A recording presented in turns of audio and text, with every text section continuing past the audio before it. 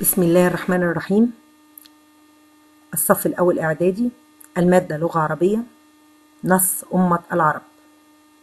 النص دراسة للشاعر علي الجاري. النص يقول: بني العروبة إن الله يجمعنا فلا يفرقنا في الأرض إنسان، لنا بها وطن حر نلوذ به إذا تناءت مسافات وأوطان، غدا الصليب هلالا في توحدنا وجمع القوم إنجيل وقرآن. الشاعر هنا في هذه الأبيات يخاطب أبناء العرب ويدعوهم إلى الاتحاد والبعد عن الخلافات لكي يتغلبوا على أعدائهم. والشاعر هنا يؤكد على أهمية معنى الوحدة الوطنية بين عنصري الأمة وهم المسلمين والمسيحيين. شرح هذه الأبيات تقول: الشاعر ينادي أبناء العرب بكل حب ويؤكد لهم أن الله جمع شمل هذه الأمة ووحدها، فيجب ألا نعطي الفرصة لأعدائنا في تفريق الشمل. والشاعر يؤكد أن العرب يعودون إلى وطنهم مهما طال غيابهم، لأنهم لا يجدون الأمان إلا فيه. والشاعر يشير إلى التوحد بين المسلمين والمسيحيين، فلا نجد فرقا بينهم وقت الدفاع عن الوطن، فالذي وحدهم القرآن والإنجيل والهلال والصليب.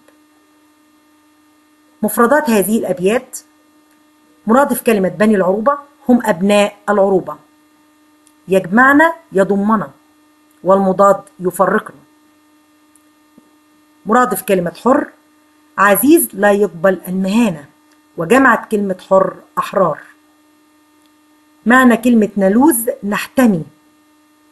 مرادف كلمة تناءت بعدت وعكسها اقتربت. هلال الجمع أهلة. توحدنا تجمعنا، والمضاد تفرقنا. مواطن الجمال في هذه الأبيات: أول موطن يقول لنا بني العروبة، بني العروبة. أسلوب نداء، حذفت أداة النداء للقرب والمحبة، والنداء هنا غرضه التعظيم. إن الله يجمعنا، إن أسلوب مؤكد بإن. ذكر لفظ الله يفيد مباركة الله لأمة العرب. فلا يفرقنا في الأرض إنسان، في الأرض إنسان. تقديم الجر والمجرور في الأرض يفيد التخصيص والتوكيد. موطن جمال آخر كلمة يجمعنا ويفرقنا، بينهما تضاد يبرز المعنى ويوضحه.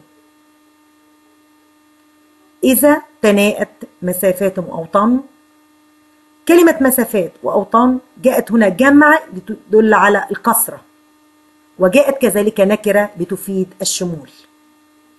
غدا الصليب هلالا، تعبير يدل على شدة الترابط والاتحاد بين المسلمين والمسيحيين. جمع القوم إنجيل وقرآن، جاءوا هنا نكرة إنجيل وقرآن ليفيد التعظيم. ننتقل إلى الأسئلة. ما الروابط التي تربط بين أبناء العرب؟ ما هي الروابط التي تربط بين أبناء العرب؟ روابط الدم والتاريخ واللغة العربية والأديان. السؤال مرة أخرى: ما الروابط التي تربط بين أبناء الأمة؟ روابط الدم والتاريخ واللغة العربية والأديان. السؤال الثاني: ما الحقيقة التي أكدها الشاعر في البيتين السابقين أو الأولين؟ أن الله جمع بين العرب في أمة واحدة. الشاعر هنا كان يؤكد أن الله جمع بين العرب في أمة واحدة. السؤال الثالث: أيهما أجمل، وغدا الصليب هلالا أم اجتمع الصليب هلالا؟ هنا موطن الجمال الأول أجمل، ليدل على الوحدة والترابط، ليدل على الوحدة والترابط. سؤال آخر: أيهما أجمل؟ فلا يفرقن في الأرض إنسان أم لم يفرقن في الأرض إنسان. الأول هنا جاء أجمل، لأن لا تنفي المضارع والمستقبل، فلن يستطيع أحدا أن يفرقنا. نأتي إلى الأبيات الأخرى. ولم نبالي فروقا شتت أمما، عدنان غسان أو غسان عدنان، أواصر الدم والتاريخ تجمعنا، وكلنا في رحاب الشرق إخوان، مجد على الدهر منذ كانت أوائله، ودولة لبني الفصحى وسلطان. هذه الأبيات تقول: نحن لا نهتم بالاختلافات التي تسببت في فرقة الأمم كالدين أو النسب، فالذين ينتسبون إلى عدنان من ذرية سيدنا إسماعيل وكان يدينون بالإسلام، والذين ينتسبون إلى غسان يدينون بالمسيحية، وهم جميعا أمة عربية واحدة، فالعرب كلهم أخوة تربطهم روابط عديدة كالدم والتاريخ واللغة العربية، وتتسم أمتنا بعظمة أمجادها التي حققها على مر الزمان، وهي أمة ذات سلطان عظيم معروف بقوته منذ القدم. مفرد هذه الأبيات: شتت فرقت، والمضاد جمعت أو عكسها جمعت. أواصر روابط، مرادف كلمة أواصر روابط، والمفرد أسرة. ما مرادف كلمة رحاب؟ رحاب اللي هي الأرض الواسعة، مفرد رحاب رحبة. مرادف كلمة مجد رفعة وشرف، وجمع مجد أمجاد. ما هو الدهر؟ الزمن، وجمع الدهر الدهور أو الأدهر، الدهور أو الأدهر. أوائله بدايته، مضاد كلمة أوائله أواخره، والمفرد أوله. نأتي إلى مواطن الجمال.